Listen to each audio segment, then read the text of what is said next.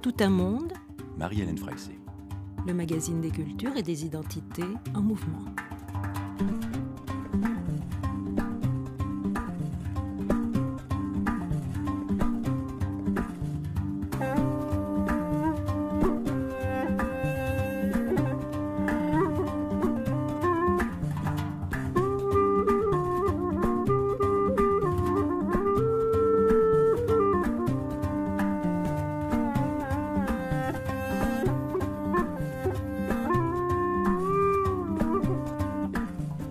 Bonjour à tous, deuxième émission sur les textes fondateurs. La dernière fois, c'était le Kalevala.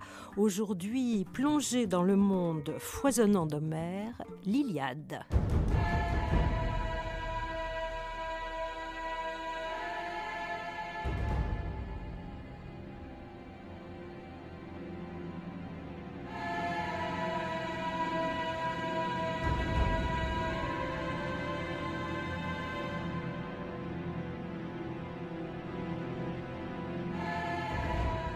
« 15 000 vers, 24 chants. L'Iliade est l'un des monuments de la littérature universelle, l'un de ces textes fondateurs qui appartiennent au patrimoine mondial et qui sont d'ailleurs désormais au programme des écoles. Mais derrière l'aspect un peu intimidant de toutes ces appellations, reste-t-il un texte vraiment accessible, palpitant, vivant, capable d'émouvoir, d'interpeller, de solliciter l'imagination d'un lecteur contemporain? Est-ce que toutes ces histoires de batailles sur les remparts de Troie, histoires de jalousie, de trahison, de jeux de cache-cache avec des divinités sourcilleuses, ambiguës, elles-mêmes en proie aux passions, Zeus, Aphrodite, Apollon, est-ce que tout cela résonne encore pour nous? Réponse dans l'heure qui suit avec Philippe Brunet, auteur d'une nouvelle traduction de l'Iliade, et avec Jean-Pierre Siméon. Pour moi, Homère est fondateur dans mon propre imaginaire, parce que très jeune, j'ai lu l'Odyssée, l'Iliade, et d'ailleurs pour moi tout se confond dans une sorte d'immense fantasmagorie de formes, d'inventions. Et quand j'étais adolescent, je lisais ça, je lisais l'Odyssée comme je lisais Tintin. C'était une sorte de grande invention, d'aventure comme ça, enfin voilà. Et alors, bien sûr que on est très tôt, je crois, pour ceux qui sont confrontés au monde grec en général, on est très tôt séduit parce qu'il y a un esprit d'enfance dans la littérature grecque. Il y a quand même toujours quelque chose qui passe la raison raisonnable. Il y a du grandiose, il y a du fabuleux, il y a du monstrueux, et ça c'est vraiment très très séduisant. Et au-delà de ça, très vite, l'enfant, il comprend la radicalité des questionnements qu'il y a dans toute littérature grecque. Alors, dans Homère, évidemment, parce qu'on sent que derrière les péripéties, et Dieu sait qu'il y en a, et on se donne volontiers à ces péripéties, derrière tout ça, il y a toujours des questions immédiatement présentes, qui sont celles, évidemment, éternelles, et donc très contemporaines, des questions de premières sur l'identité, évidemment. Vous voyez, dans l'Odyssée, c'est constant. Sur le lieu où l'on doit être, sur la présence des forces supérieures à l'homme et comment il se coltine avec ces forces-là. Et puis, il y a toujours tout ce qui relève de la relation humaine je pourrais dire, dans ses formes les plus radicales. L'amour, passion, la violence qui peut être de haine, évidemment, de jalousie, le remords, la nostalgie, enfin voilà, tout ce qui fonde très fortement, qui structure, je pourrais dire, la vie de chacun, au fond.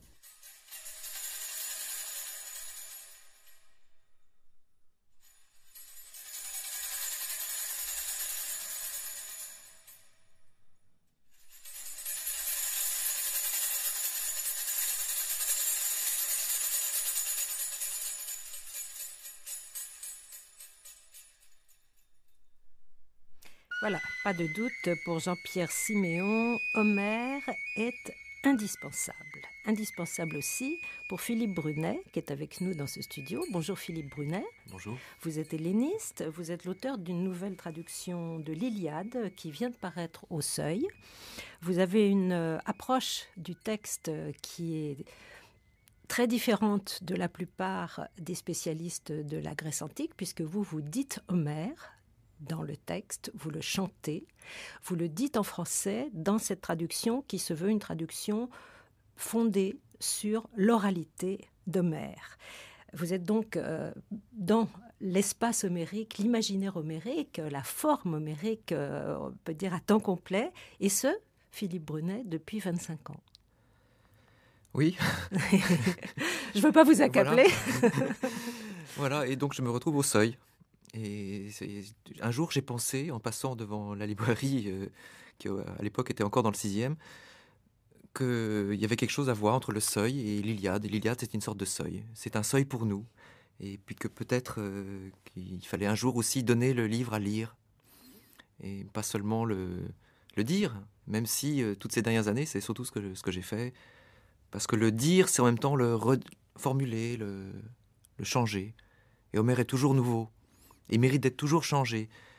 Et les gens qui ont dit Homère dans l'Antiquité, on les appelait les chanteurs, les aèdes, ou bien les espèces de rapiesseurs, les rhapsodes, ceux qui cousaient les morceaux de la légende, du mythe, la légende héroïque.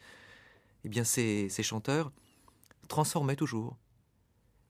Et donc, c'était un peu être pris au milieu de ce tourbillon, avoir ce texte à faire venir dans la langue française, à implanter, à faire petit à petit, à lui faire une place dans le rythme, dans les sons aussi, pour que les noms qui se sont acclimatés depuis longtemps, grâce aux poètes, aux écrivains, pour ça que je dis toujours Achille, et même si en grec c'est Achilleus, parce que quand le comte de Lille dit Achilleus, j'ai l'impression de quand même... C'est un peu bâtard finalement, c'est une sorte de francisation à moitié. Voilà, alors il faudrait dire vraiment le grec ancien Achilleus, et dans ce cas-là avec l'intonation, avec le rythme, avec toute l'aspiration qu'il y a dans les occlusives, qui fait que ces gosiers étaient encore...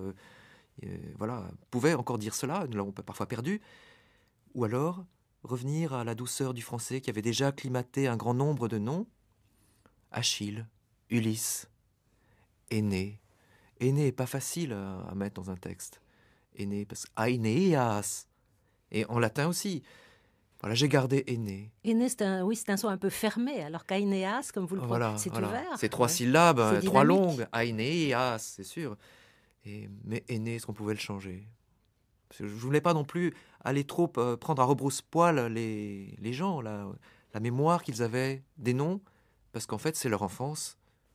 Comme l'a rappelé Jean-Pierre Siméon, c'est notre enfance que nous revivons à travers ces mythes, ces légendes et les noms simplement. On va tout à l'heure réentendre Jean-Pierre Siméon. Lui, on va dire qu'il fait partie de l'école de ceux qui adaptent. C'est-à-dire qu'il a notamment une pièce qui a rencontré un très grand succès l'an dernier, Philoctète. Auparavant, il avait écrit une autre pièce, Odyssée, Dernier chant. Donc Homère, il nous l'a bien dit, le nourrit, mais il adapte, il le fait sien en quelque sorte. Alors que vous, Homère, vous allez vers lui, c'est-à-dire que vous allez le chercher là où il est, dans ses millénaires, et vous le faites revivre tel que. C'est ça votre effort. Et à partir de quel moment ce projet est-il arrivé dans votre vie ? Le projet, alors c'est très daté, hein, il y a un jour de 1981, je suis dans un café au Soufflot, je rencontre quelqu'un qui a à peu près mon âge, il s'appelle André Markovitch, il traduit Catulle, on se récite du latin, du russe, de l'allemand, enfin moi de l'allemand, lui du russe, et lui surtout du latin et moi surtout du grec, et puis comme il traduisait en adaptant à la russe les poèmes de Catulle, il me dit « tu ne veux pas traduire l'Iliade ?» Et puis, il fallait le temps que la chose puisse devenir possible en moi, que je puisse l'entendre en français. C'est pas facile au début. Est-ce qu'on a l'habitude de compter des syllabes? Est-ce qu'on peut avoir des temps comme ça dans le français, avoir une régularité, une mesure battue dans le voilà. Et donc je suis passé par l'allemand. Et c'est vrai que on a toujours envie de revenir, de traduire ces poètes anciens, et on ne sait pas comment faire. On se rend compte qu'autrefois on avait l'alexandrin, mais l'alexandrin rimé traînait derrière lui toute une tradition qui n'était plus tout à fait la nôtre, dont on s'était déjà éloigné.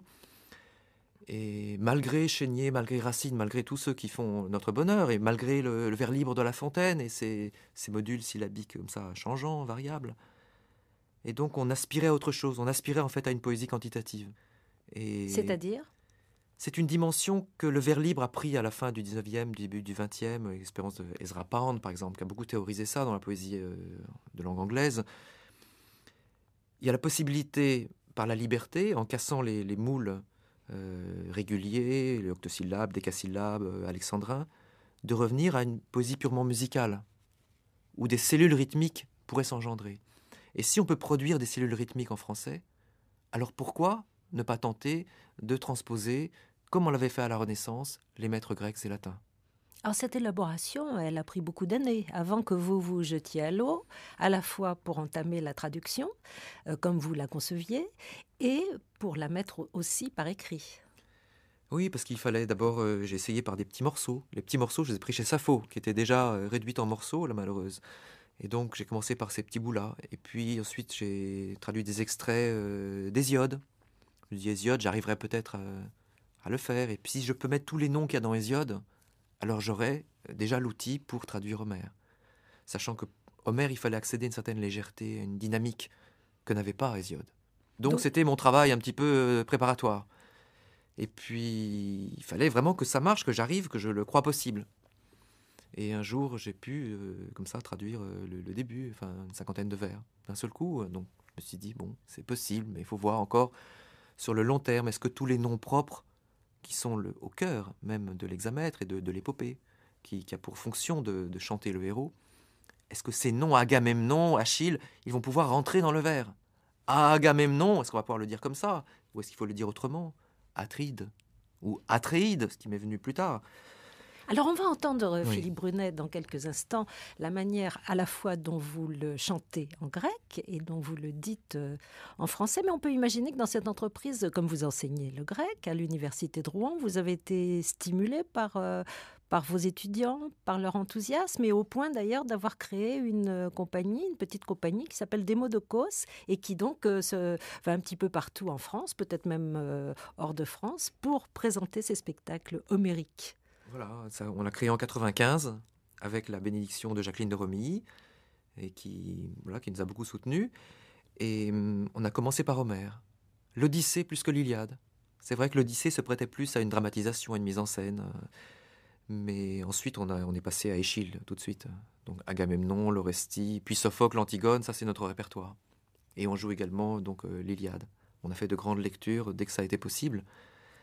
Et ce qui est important, c'était de mettre des jeunes gens, étudiants de l'université où j'enseignais autrefois à Tours, ou aujourd'hui à Rouen, ou à la Sorbonne, ou à l'école normale, où je donnais des cours, de leur permettre d'être en contact avec la matière.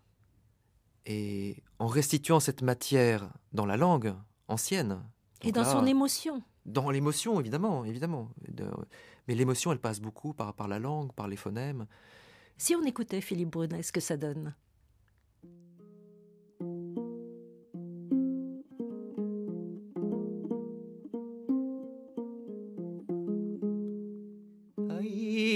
De protos telamonius andracaticta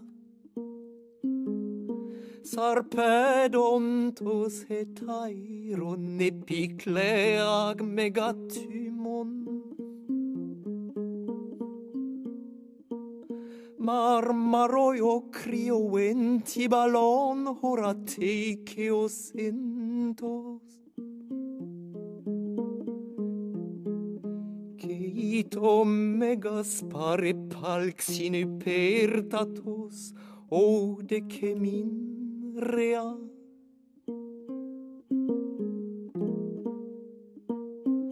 Ceires ampotireis equianer ode malhebon Hoi numbrotoies hodar ipsoten eimbar aeras Tlassede tetrapalon kyneem syndos te araxe Tantamudisque palles, odar arne uteri vevoikos, capes apypsello purgu lipedos teatumos.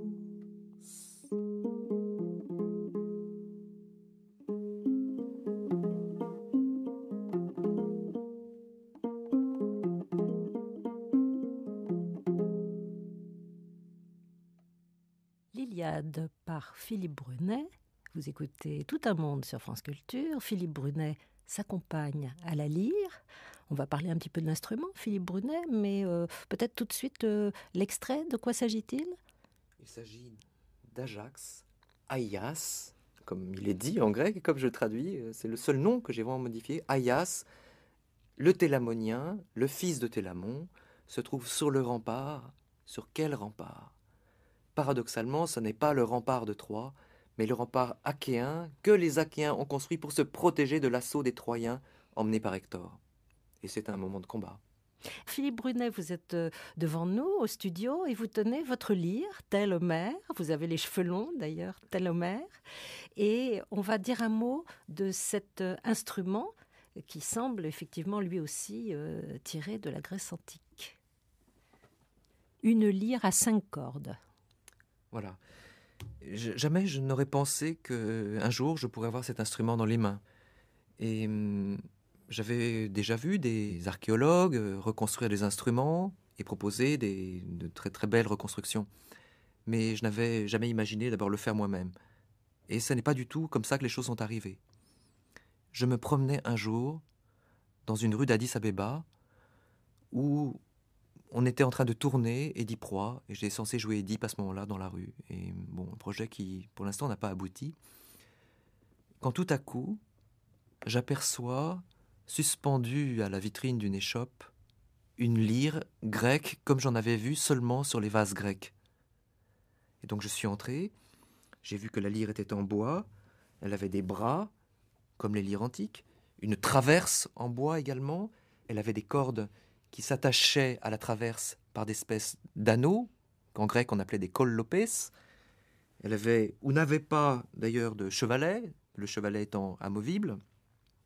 Elle était recouverte de cuir, j'ai appris plus tard que c'était du cuir de vache. Et en dessous, la caisse de résonance, qu'est-ce que c'est ? C'est Et du bois ? la caisse est en bois, parfois dans une carapace de tortue. Et ça, c'était tout à fait étonnant. C'est donc j'ai découvert qu'en fait, alors que toute la tradition occidentale avait perdu la lyre.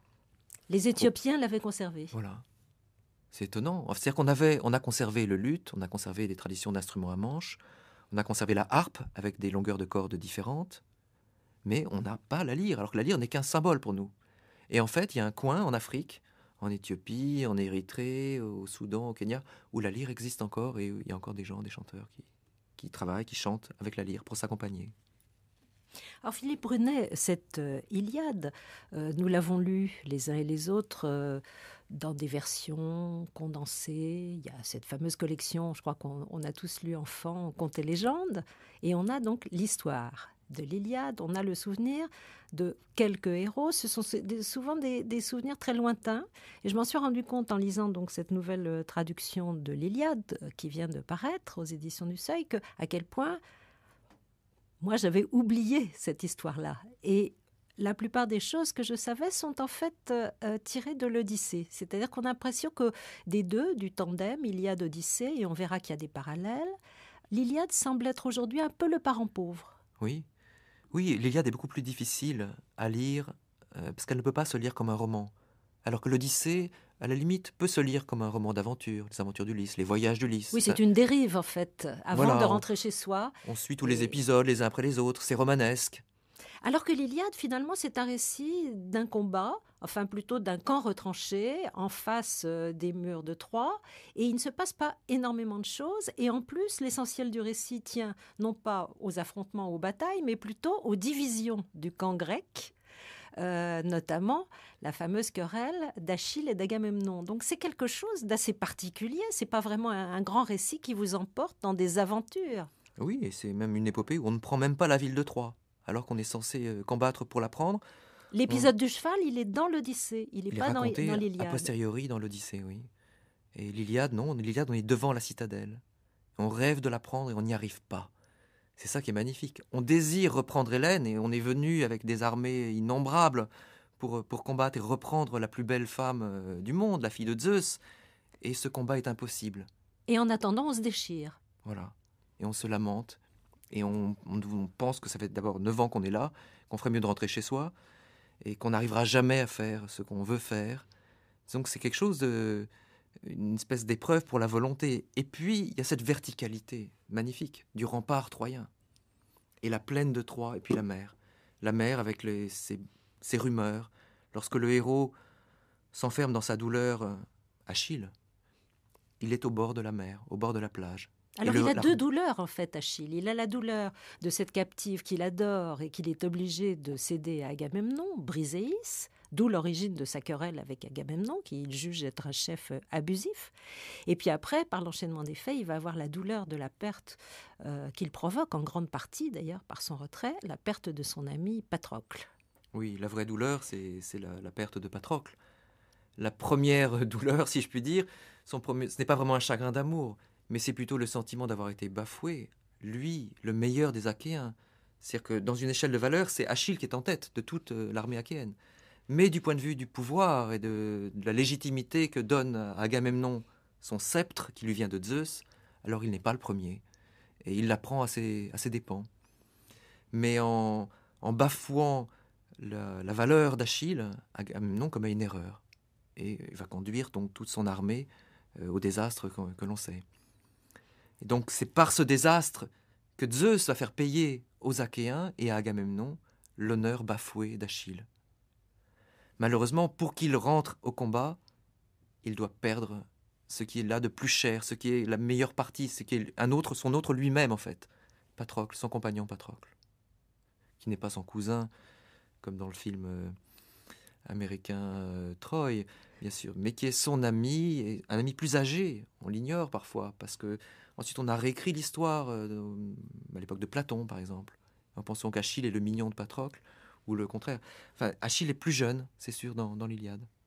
Et dans un parallélisme tragique, on voit aussi les héros troyens dans leur splendeur, et notamment Hector, qui est aussi glorifié, puisque l'Iliade, vous le dites justement dans votre préface, au fond, c'est de donner les noms de ces héros pour qu'ils ne meurent jamais. C'est-à-dire que les citer, c'est leur donner une sorte de vie éternelle. Alors on cite aussi Hector, le Troyen, et avec une espèce d'équité, c'est-à-dire que Hector est autant respecté et autant voué à la postérité que les héros achéens.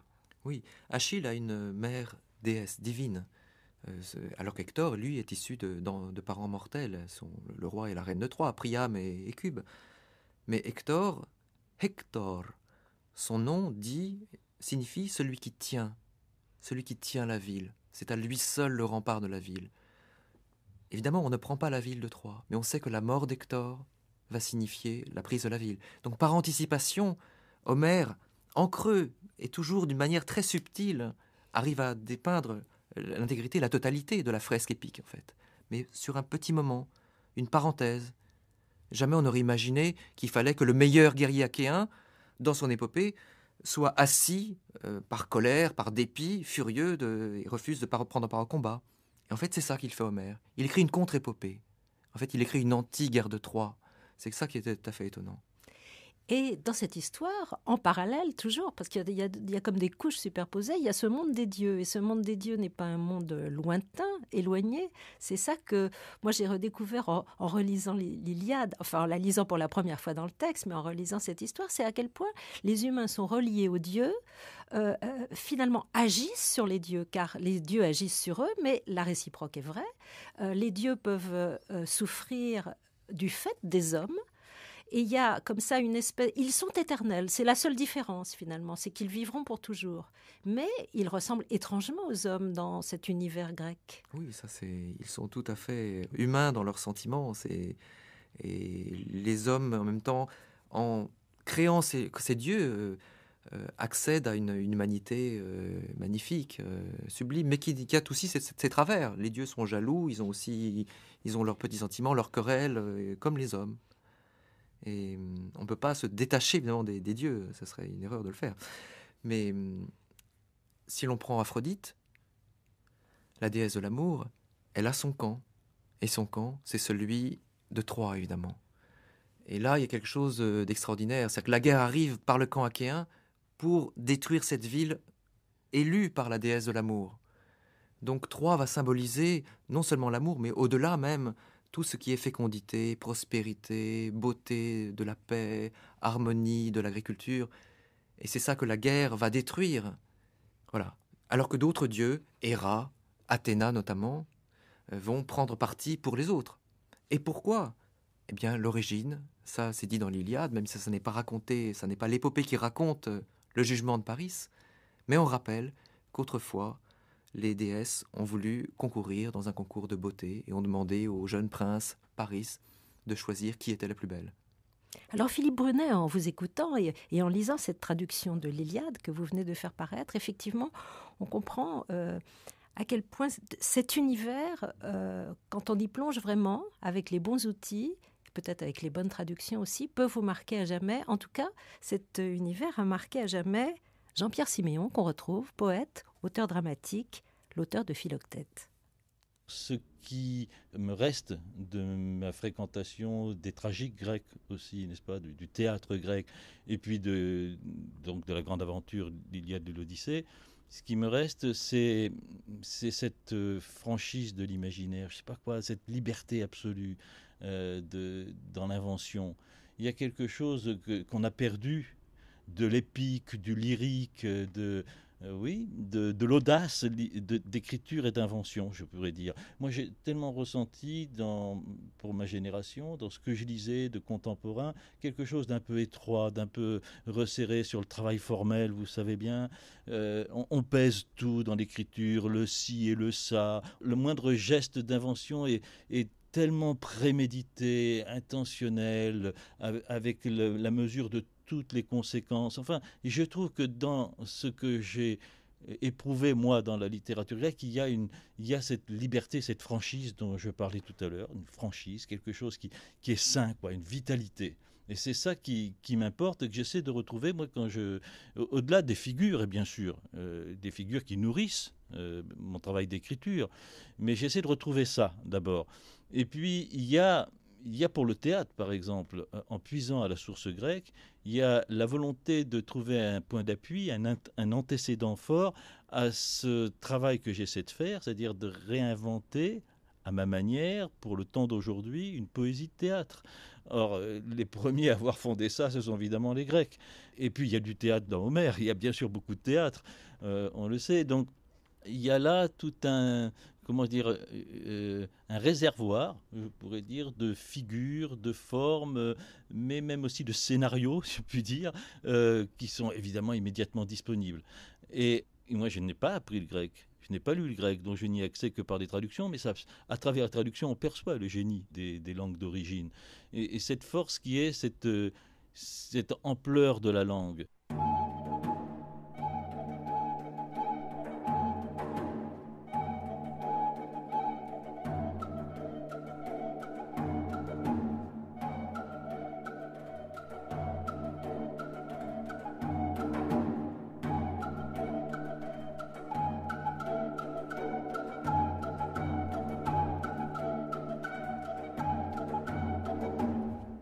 Tout un monde sur France Culture. Aujourd'hui, nous revisitons l'un des grands textes fondateurs, l'Iliade. Nous sommes en compagnie de Philippe Brunet et à l'instant, nous entendions le témoignage de Jean-Pierre Siméon. Philippe Brunet est helléniste, il joue de la lyre, il nous propose une nouvelle traduction de l'Iliade. Il vit l'Iliade au quotidien, il la vit avec sa sensibilité, sa voix, vraiment dans une espèce d'empathie complète. Alors Philippe Brunet, on va passer peut-être à quelque chose tout de même... vous êtes aussi un érudit autour de la création homérique. On aimerait profiter de cette connaissance que vous avez pour vous poser des questions qu'on se pose depuis des générations et qui concernent Homère, qui concernent ce texte. À quel moment a-t-il été mis par écrit, puisque c'est au départ un poème épique transmis oralement?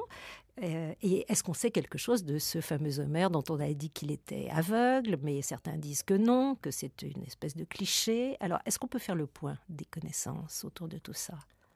En un mot, Aujourd'hui, ça va Aujourd'hui. sûrement encore évoluer. oui, en fait, peut-être qu'aujourd'hui, on a du mal à le comprendre, mais justement parce que c'est aujourd'hui. Donc il faut s'arracher à aujourd'hui pour comprendre ce que c'est qu'Homère.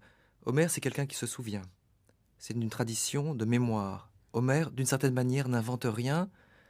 Il peut dire la liste des chefs des bataillons achéens tels que on les a chantés plusieurs siècles avant lui.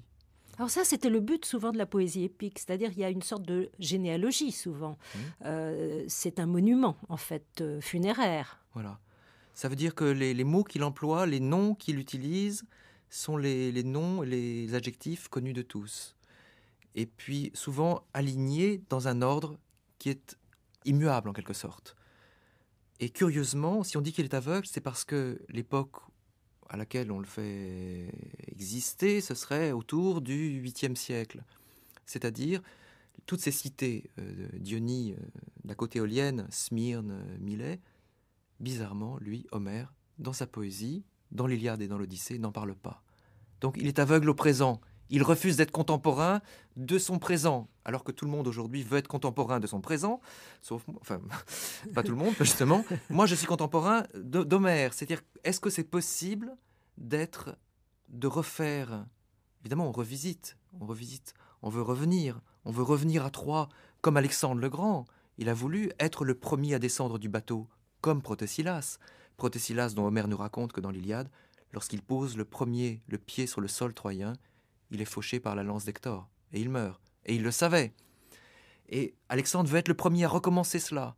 Et c'est aussi pour ça qu'un jour, des traducteurs ont voulu reprendre. Autrement dit, faire exister à nouveau, recommencer. Ça s'appelle l'imitation, la mimesis. C'est une manière, c'est la représentation. Les Grecs ont créé le théâtre. Le théâtre, c'est aussi faire revivre. On peut faire revivre Philoctète. Terzieff a fait revivre Philoctète de manière inoubliable. Ça, c'est sûr. Est-ce que Homère a vraiment existé ou est-ce que c'est un condensé de plusieurs personnes? Oui. Comment voulez-vous qu'une tradition bardique, multiforme, s'étalant sur plusieurs générations, puisse composer un poème tel que l'Iliade avec autant d'audace et de personnalité, d'originalité? C'est ça la question. Si on admet que plusieurs aèdes puissent se transmettre un savoir, il y a quelque chose comme cette matrice extraordinaire qui, elle, est conçue. Alors je ne sais pas, est-ce que ça a un sens? Homère est le nom qu'on donne à celui qui crée, ou à cette tradition qui crée. Ça n'a pas tellement de sens de dire est-ce qu'il a vécu à tel moment, à quelle année exactement. Après, à quel moment il a été écrit, c'est encore une autre chose. Autrement dit, est-ce qu'il a été composé avec l'aide de l'écriture ou pas? Alors, il est évident qu'il a été chanté, mémorisé, qu'il a été improvisé, qu'il a été, comme dans toutes les traditions orales, dit, mais qu'à un moment, sans doute, l'écriture est peut-être ce qui permet à Homère d'inventer quelque chose qui est l'Iliade, qui n'est pas exactement la tradition, la vieille guerre de Troie, mais qui est ce récit complètement bizarre qu'il invente. Et il invente, par exemple au chant 12, ce rempart achéen que les Troyens veulent prendre et qu'ils parviennent à prendre avec Hector et Sarpédon. C'est une ruse de Nestor qui s'élabore au chant 7 pour protéger le campement achéen. Cette ruse, c'est la signature d'Homère. Le retrait d'Achille, c'est la signature d'Homère. C'est faire que tout à coup, l'épopée puisse naître du récit impossible. Et ça, je pense que c'est quelque chose de très particulier et qui n'est pas justement le résumé de mythologie qu'on nous serine ou le film qu'on nous montre toujours le même. Enfin, oui, on prend les personnages et puis on en fait une espèce de scénario de bande dessinée jusqu'à la prise du mur. Allégé. Enfin, c'est du light par rapport à la densité du texte original. Bon, ça a le mérite de nous familiariser avec les personnages. Alors, deuxième question, Philippe Brunet, justement, puisqu'on essaye, comme vous êtes un grand savant en matière homérique, on essaye de faire le point sur les connaissances, puisque ce texte et l'Odyssée aussi ont beaucoup intrigué. Alors, déjà, ce rapport Iliade-Odyssée, l'Odyssée. Homère serait-il l'auteur des deux textes, d'un seul des deux textes? On sent bien que l'Odyssée est très différente de l'Iliade. Elle est différente dans sa conception, elle est différente dans son écriture, dans les images, parfois même dans sa langue. Et on a envie de dire, l'Odyssée est C'est la plus suite. récente. Voilà, c'est la suite, donc elle est plus récente que C'est l'Iliade. la suite de l'histoire aussi. Alors les Grecs avaient une chose très jolie, Longin disait, Homère a composé l'Iliade dans sa jeunesse, dans le feu de la jeunesse, devant l'événement, la ville de Troie qu'il faut prendre. Et puis ensuite, il a composé l'Odyssée dans sa vieillesse. Il s'est souvenu, voilà. Mais, à vrai dire, c'est vrai que l'Odyssée est très triste, très nostalgique, et qu'elle raconte quelque chose on est après l'événement. Et c'est très difficile de vivre après. Qu'est-ce qu'on va faire une fois que la ville est prise? Et donc, c'est ça l'Odyssée. Dans votre préface, Philippe Brunet, vous mettez en relief, et aussi dans un texte d'ailleurs à la fin du livre, vous mettez en relief le parallélisme des deux textes, c'est-à-dire qu'ils sont très différents, vous venez de nous le dire, mais en même temps, il y a une structure similaire quand on cherche bien, quand on gratte la surface entre l'Iliade et l'Odyssée. Ça aussi, ça pourrait signer le fait que c'est bien Homère qui a fait les deux. Alors en fait, il y a plusieurs... J'avais un maître en carène, Pierre Fortassier, pour ne pas le nommer, qui d'ailleurs était beaucoup dans la diction des vers. C'est lui qui m'a appris à dire, aussi bien des alexandrins qu'à scander des hexamètres. Et lui nous disait, et je m'en suis toujours souvenu, que l'Iliade et l'Odyssée avaient la même structure. Commencement de l'action au chant 5 après 4 chants d'introduction, dénouement au chant 16, conclusion au chant 22 avec la mort d'Hector ou le massacre des prétendants dans l'Odyssée. Et puis un jour, j'ai été frappé par un certain nombre de parallèles internes thématiques. J'en ai parlé d'ailleurs. Lui, il ne pensait pas, il voulait rester sur son idée de construction parallèle. Mais moi, même dans le détail, vous avez découvert un effet miroir entre les deux textes, quoi. Voilà. Ouais. Il se trouve que, pour comprendre le rapport entre les deux poèmes, au chant 19 de l'Iliade, Thétis apporte de nouvelles armes pour Achille, puisqu'Hector a pris les armes que Patrocle avait empruntées à son ami. Au chant 19 de l'Odyssée, Ulysse demande à Télémaque d'aller chercher dans le placard les vieilles armes rouillées. Donc voilà, c'est ça le rapport. C'est impossible voilà, il faut poser toujours ce rapport-là. Et il y a beaucoup d'autres parallèles. Philippe Brunet, on va encore une fois laisser chanter Homère, soit en français, soit en grec, comme vous le voudrez.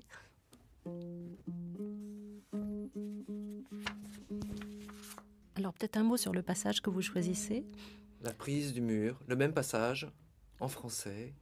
Donc le moment où cette limite imaginaire qu'Homère a construite, cette invention, ce mur qui sera effacé, que Poséidon conteste, il refuse la création de ce mur, cette création humaine. Et ce mur, c'est l'Iliade, en fait, en quelque sorte. Les Troyens attaquent.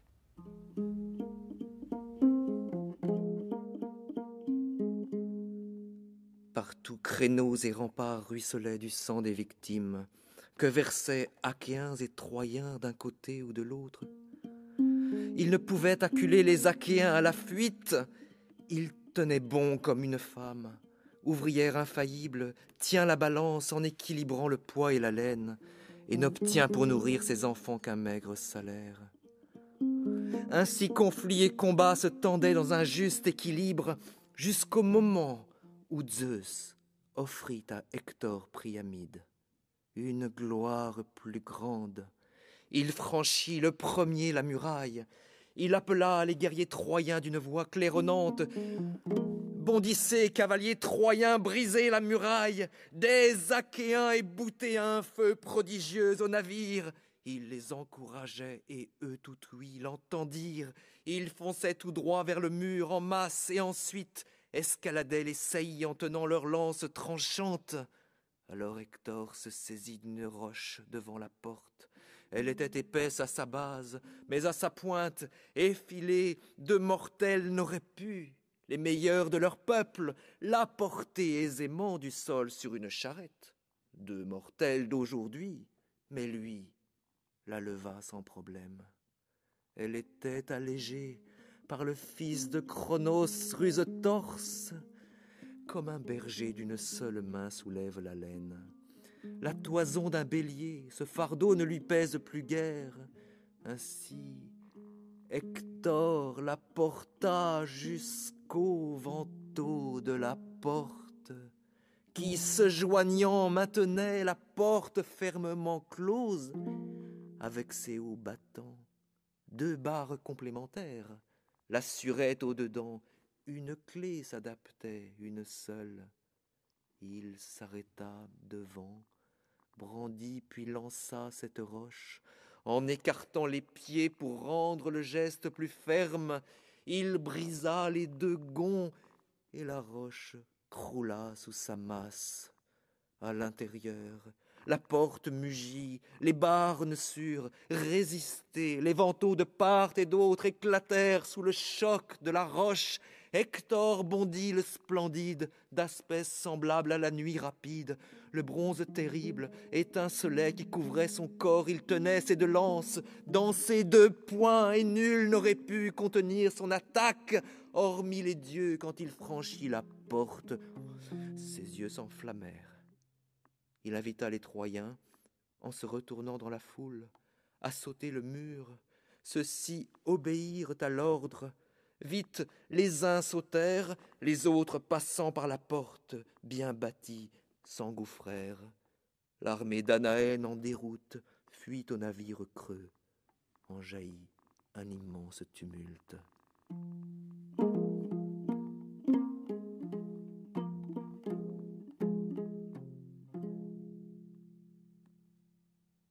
Philippe Brunet, merci avec votre lyre de dire pour les auditeurs de France Culture donc cette traduction de l'Iliade que vous avez voulu vocale. C'est-à-dire que on imagine que votre travail de traducteur s'est fait à voix haute finalement. Oui, et même parfois, j'avais renoncé au fait d'écrire et j'ai pris un petit magnétophone et j'enregistrais. Et puis, c'était un moment où, oui, j'avais besoin d'entendre les choses. Et puis, par exemple, j'avais commencé à m'enfermer dans les bibliothèques pour enregistrer des textes que je n'avais pas le courage de saisir, ni de photocopier. Et souvent, parfois, des livres de la Renaissance aux reliures un peu fragiles. C'est comme ça que j'avais enregistré une grande partie de la traduction de d'Uxalel. Je te supplie, déesse gracieuse, vouloir chanter lyre pernicieuse, dont Achille fut tellement épris, que parissait un grand nombre d'esprits, des princes grecs, par dangereux encombres, Philor descente aux infernales ombres, et leurs beaux corps privés de sépulture furent aux chiens et aux oiseaux pâture, etc. Et voilà, il fallait l'entendre en décasyllabes, comme le Roland. Et puis ensuite, à partir de cette carrure de 1, 2, 3, 4, essayer de trouver cette carrure dans le français pour qu'on puisse atteindre, en le développant, du coup l'hexamètre. 1, 2, 3, 4, 1, 2, 3, 1, 2, 1, 2, 3, 1, 2, 3, 1. Chante déesse d'Achille, fils de Pélée, la colère. Chante déesse, lyre d'Achille, Péléiade. Quel vers préférez-vous? Ire funeste, qui fit la douleur de la foule achéenne, précipita au fond de l'Hadès nombre d'âmes vaillantes, de guerriers livrant aux chiens leur corps en pâture, aux oiseaux en festin, achevant le destin du Cronide, le dessein du Cronide. Voilà, là, elle se trompe. Je signale d'ailleurs que vous dites de mémoire. On peut imaginer que vous connaissez des milliers de vers par cœur, parce que cette poésie orale, elle a aussi des aspects mnémotechniques, elle est facile à mémoriser. Et vous jouez beaucoup sur les temps forts, c'est-à-dire que ça nous sort de l'alexandrin métrique. On est sur un certain nombre de temps forts. Donc on est dans la musique. On est dans la musique. On n'est plus dans les mathématiques. Bon, l'alexandrin est aussi dans la musique, mais il va vers 1, 2, 3, 1, 2, 3, 1, 2. Disons qu'il descend. Et le travail de l'hexamètre, c'est de redresser sur l'accent premier de la première syllabe. Même si le mot, le péléide, voilà, même si le mot par lui-même ne comporte pas d'accent tonique. Et donc c'est tout l'enjeu de redresser un peu la langue française, de l'inverser à nouveau, la faire repartir du début, de l'élan initial. On voit Philippe Brunet à vous écouter, à vous entendre, que c'est un travail de traducteur vraiment très spécifique sur l'Iliade que vous avez élaboré. Et alors, ça va même plus loin, puisque comme vous présentez l'Iliade sur scène, aussi l'Odyssée d'ailleurs de temps en temps, ce texte est évolutif. C'est-à-dire que vous, en tant que traducteur, vous n'êtes pas cramponné à la traduction qui paraît ces jours-ci, donc l'Iliade, édition du Seuil, octobre 2010. Vous dites d'emblée, eh bien, on peut faire évoluer cette traduction. Et si quelqu'un vous apporte à la faveur comme ça d'un emportement sur scène une nouvelle traduction plus pertinente, vous l'accepterez. Elle n'est pas figée. Oui, bien sûr. Parce bien sûr. qu'elle est impulsée par l'oralité, par les ressources propres de la vocalisation. Voilà, mais je sais pas, j'ai dit le début de l'Iliade, mais je ne sais plus quel texte que j'ai dit d'ailleurs. Mais je pense pas que ce soit le texte imprimé, en fait. Et c'est tout le temps comme ça. Et en fait, même si on lit, même si on a un support, parce que c'est vrai que j'ai pas tout mémorisé, et on lit, et on a envie de changer. C'est une espèce de démon qui a besoin de reformuler les choses. Et peut-être que la traduction est un des ateliers comme ça de la muse épique. Enfin, ça serait le rêve. Mais pour qu'il y ait travail, on parle beaucoup du traducteur, du poète, de l'aide, il faut un public. Et pour ça, ce qui est très intéressant dans le cas de l'épopée, c'est que le public, il connaît les noms, il les entend, et ensuite il reconnaît les épithètes. Et en fait, du coup, il coénonce le texte. Et c'est ça qui est magnifique. Quand on dit l'Iliade, c'est que tout à coup, le public, tout le monde, peut-être, les auditeurs, je ne sais pas, se retrouve à un moment dans le même cercle. C'est presque comme un concert de rock aujourd'hui où il y a tout Bercy qui est en train de reprendre le refrain. Voilà, c'est ça, c'est ça. Alors cette oralité, elle semble essentielle à Jean-Pierre Siméon, qu'on va encore une fois retrouver, puisque lui, il est malheureux, et il n'est pas tout seul d'ailleurs à être malheureux, de voir à quel point la poésie a perdu le contact avec l'oralité, ce qui explique peut-être que d'ailleurs plus personne ou très peu de gens lisent de la poésie, parce que la poésie, il faut peut-être surtout l'entendre, Jean-Pierre Siméon. Moi, je crois que l'oralité, elle est inscrite dans le texte, évidemment, et qu'elle fait l'immense séduction du récit. Parce que ce n'est pas un récit à plat, c'est un récit en relief. Et c'est le relief de la voix qu'on entend. Il y a sans cesse des incantations, des interpellations. Et ça remue dans le texte sans cesse. Il est rare qu'on ait des descriptions, vous savez, comme la modernité de chez nous l'a inventé, des descriptions précises, comment je pourrais dire, épaisses, etc. Non, c'est quand même emporté, c'est vif. Et ça, c'est lié effectivement à l'oralité. C'est lié à l'homme debout qui parle, et c'est bien sûr lié à toute l'oralité universelle de l'homme qui se dresse dans la communauté et qui raconte et incante en même temps, parce qu'il y a un appel en même temps dans le récit. C'est-à-dire que le récit n'est pas simplement l'exposé de faits, mais il est doublé de mystère, et il interpelle le mystère. Et c'est ça que j'appelle l'incantation. Donc ça, c'est très propre, à mon avis, à ce ton homérique, c'est-à-dire à la fois le récit d'histoire, et en même temps, derrière, toujours, qui ourle l'histoire, l'incessant mystère, qui est appel devant l'énigmatique, au fond, devant le quoi faire, le comment, le où je vais, d'où je viens, où je suis, tout ce qu'on nous disait tout à l'heure, voilà. Et c'est ça qui rend passionnant. Au fond, on écoute vraiment une histoire quand on n'en sait pas la fin, c'est-à-dire quand il y a de l'énigme, quand il y a du mystère, quand on se... Comment je veux dire, c'est l'histoire du suspense, au fond, qui est un grand ressort, c'est-à-dire, même si le suspense, il n'est pas forcément... comme on connaît dans le policier, c'est-à-dire s'il s'agit de questions pendantes, latentes, mais que nous avons tous, et que ces questions sont posées, et se dire, enfin, on va peut-être avoir quelque chose comme un bout de réponse, quoi. Et il n'y en a pas, c'est pour ça que c'est interminable, l'Iliade et l'Odyssée. L'homme, quelles que soient ses guerres, ses affrontements personnels, collectifs, il ne trouvera pas, moi je crois, nous sommes tous donc portés sans cesse, inévitablement, de lieu provisoire en lieu provisoire. Et je parle là de questionnement provisoire en questionnement provisoire et de réponse provisoire en réponse partielle. Mais en ce qui me concerne, je crois qu'aujourd'hui, justement, on a besoin de retrouver le chant de la Haide. Moi, je crois profondément. Et si, pour ma part, je travaille comme poète au théâtre depuis maintenant 15 ans, c'est parce que je crois que c'est un des lieux où j'ai pu donner à ma passion de la poésie cette dimension-là. C'est-à-dire retrouver ce vrai rapport de lien humain direct, de relation humaine au poème. Vous savez ce que disait Paul Celan, je ne vois pas de différence de principe entre un poème et une poignée de main, ça a été beaucoup glosé, mais c'est bien de relations humaines dont il s'agit. C'est-à-dire que même Paul Celan écrivait une poésie savante, et magnifiquement savante, et souvent difficile d'accès. Il revendique cette relation humaine. Si cette relation existe, même le difficile, voire l'énigmatique, nous est proche.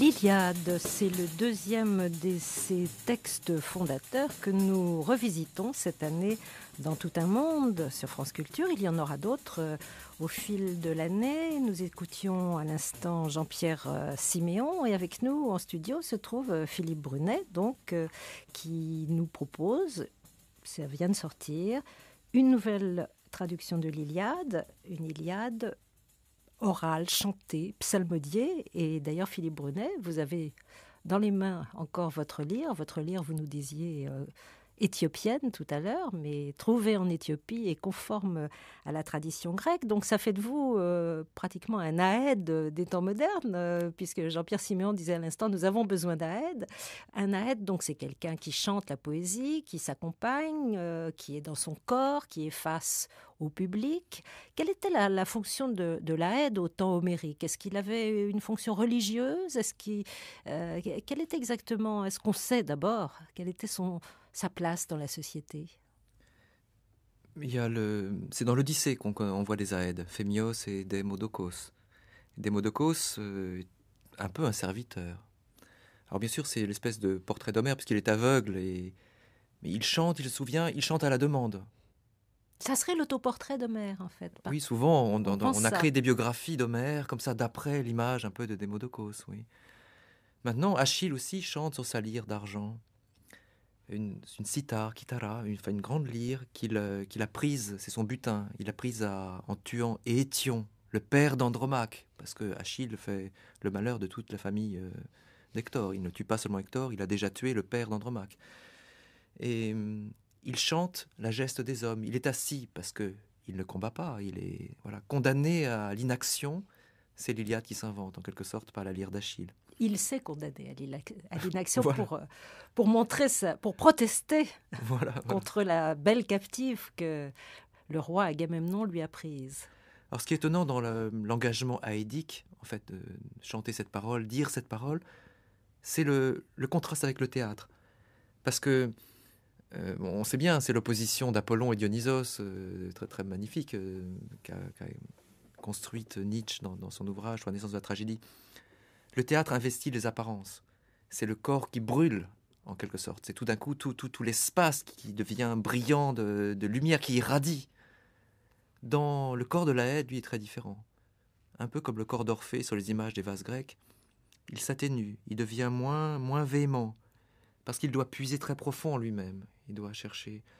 Donc, après, il y a un dévoiement de ce chant premier de l'Aède, qui est celui de faire la démonstration. Pas ce que je suis venu faire, mais parfois, on a l'impression qu'on nous demande, oui, mais dites, jouez. Mais c'est très, très dangereux, très difficile.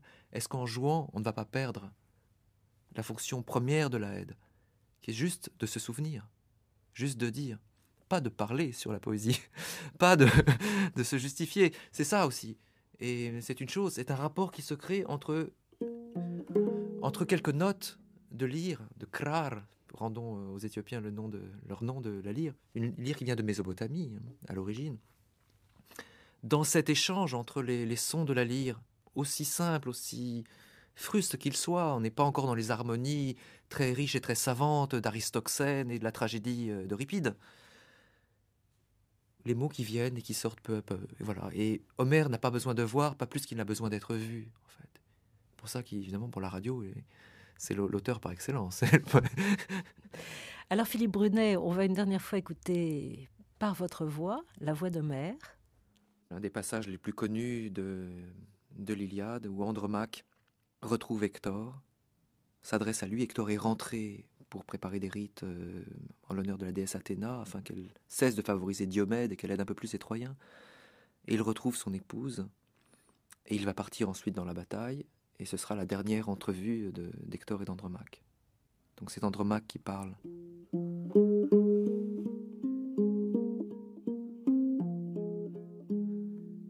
Insensé, ton ardeur te perdra.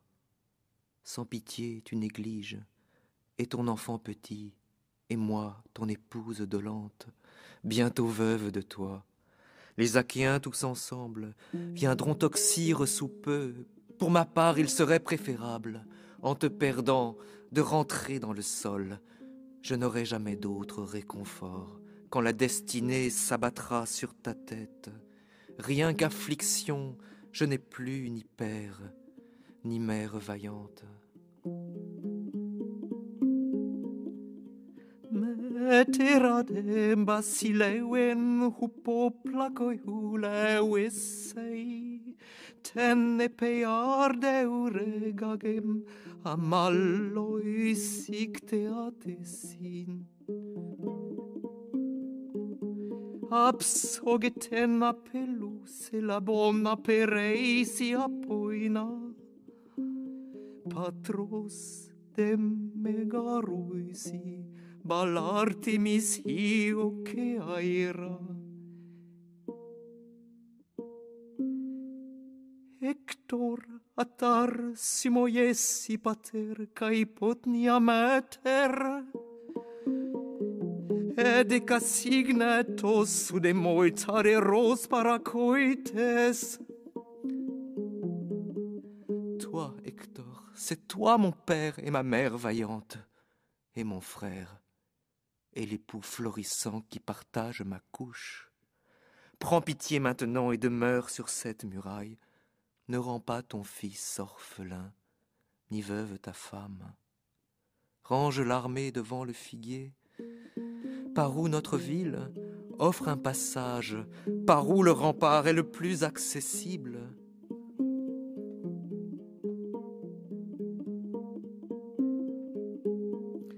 Allagenun ele aire, cae aetumin epipurgoi. Me paidor paniconte eis cerente gnaica. La ondes deson parerineon entamalista ambatus esti polis cae epidromon epletotecos.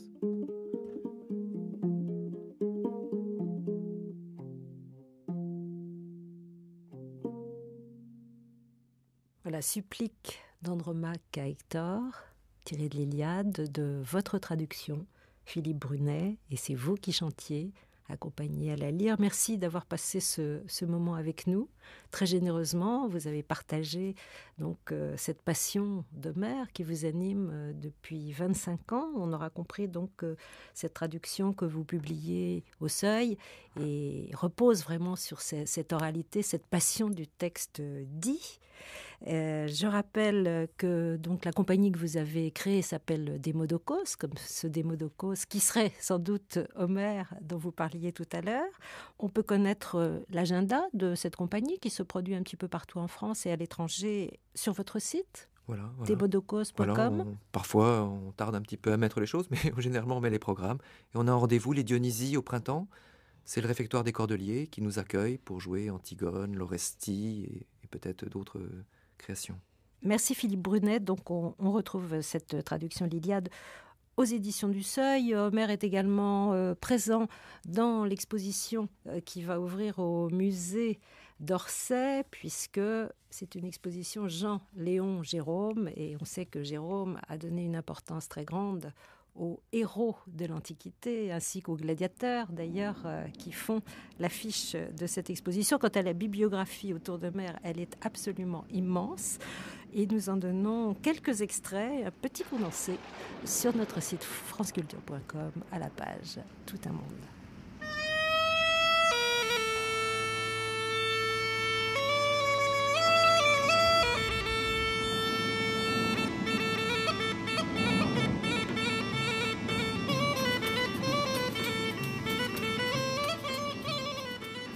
Ainsi se termine Tout un monde, le magazine des cultures et des identités en mouvement. À la technique, Valérie Lavalard, à la réalisation, Anne de Pelchin, Tout un monde, avec la collaboration de Claude Armand de Castio, vous est proposé chaque dimanche par Marie-Hélène Freissé.